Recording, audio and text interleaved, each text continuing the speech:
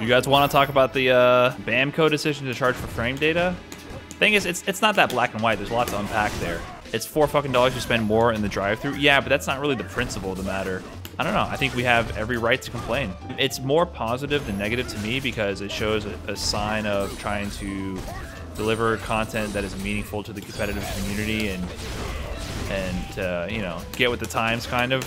But at the same time, it's definitely one of those things that just should have been in there from the beginning. Or should have been included in a free update. I mean, every other fighting game... Oh shit, he should have supered. Every other fighting game either has it out of the gate for free or included in a free update. So it sets a weird standard to put it behind a paywall. However, it is a game that's been out for a while. They need to justify doing developments. I understand the reasoning behind it, but it is a little weird because they added a lot of new features.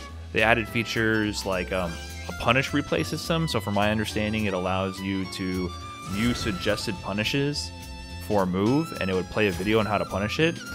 And that's coming for free, but the frame data was added to the season pass to sweeten the deal. So it's very strange to me that seems to be, to me, like not as revolutionary as a feature. That should have just came for free, but they decided to go that route and package that part of their season pass bundle. So I think that's a very strange decision, to be honest. But yeah, I think it represents a cultural shift in Bandai Namco to like acknowledge that people want to know what's going on under the hood in fighting games, and that it's okay to peel back your secrets a little bit. People want to know what's going on under the hood in the fighting games we're playing. So it's kind of it's not a black and white situation, but what I do think is valid is people raising concerns about that, right? It's different for this situation because it's an older game. They have to justify development, but imagine if newer games start just saying, oh, we can just hold this feature off and start charging people for DLC, like some kind of actual competitive functionality that is very useful for people learning the games in training mode, right? Because we just want access to features that allow people to learn fighting games to be more available, to help more people learn, to help more people grow, and not hidden behind a paywall. So cosmetics are one thing, but this is getting closer to the land of pay to win, even though it's definitely not. But it kind of, it's hinting at it more so than any sort of DLC that has ever existed in the past, unless, you know, you include G as pay to win. It kind of just hints at it, right? And it's something that people in the FGC probably don't want to see continue. You don't want to see in a future installment of Tekken, for instance, that they purposely hold back on putting frame data into training mode because it becomes part of some like competitive bundle where you get replays and you get quick resets in training mode, some shortcut functionality, and along with that you get frame data, and you got to pay $5 for that add-on, right?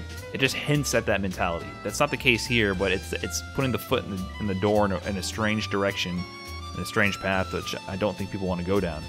So it's not about just the money, and it's not about hating on Bandai Namco, and it's not all just black and white like that. And I also think that people are just so blinded by their love for a game that they think that they're immune to criticism. And Tekken is entering that phase where, because it's the really hot game right now, people are starting to get defensive of it, and it's in the limelight. You know, it's sitting on top for the first time in a long time in the FGC.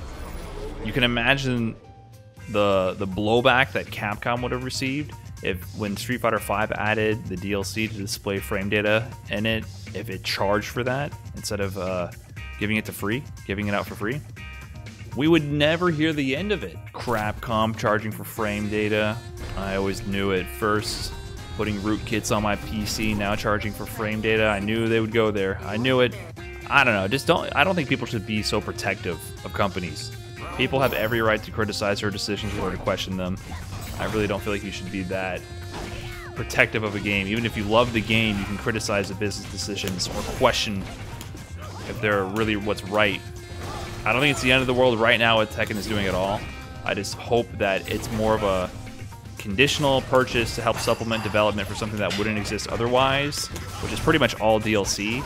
But I hope it doesn't give them the thought that this is something that shouldn't be included. And that's why I was so happy when Ninja It is Ninja, right? The DOA developers. They're like, haha, we have frame data for free and we had it since launch. That's a little bit of a flex, right? Because I want this to be... I want developers to compete over that, right? I want Tekken to feel embarrassed. And for people to be like, ah, maybe I should play this game because it gives me my competitive training tools for free when I purchase the game with 60 bucks, and that it doesn't set the standard that it's okay to not include training mode features to charge people for it later on. That's why it's a good thing. We don't want developers to think that this is okay.